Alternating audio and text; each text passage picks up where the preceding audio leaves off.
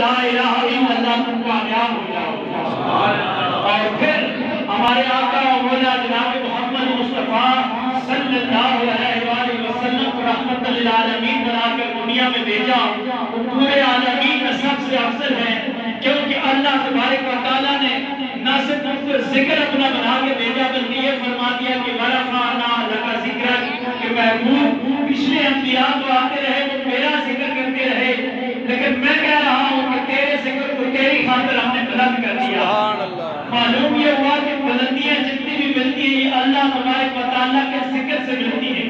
انبیاء علیہ السلام کی ذات کے بعد صحابہ اکرام نے اس مشن کو تھاما، وہ بھی گلی گلی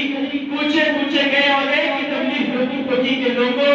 پڑھو لا الہ الا اللہ تم کامیاب ہو جاؤ گے۔ حتیٰ کہ کربلا میں جب وہ نافرمان کہتے ہیں کہ امام علی مقام سے کسی نے پوچھا کہ بچہ بھی کچھ ہے، تو آپ نے کہا کہ لا الہ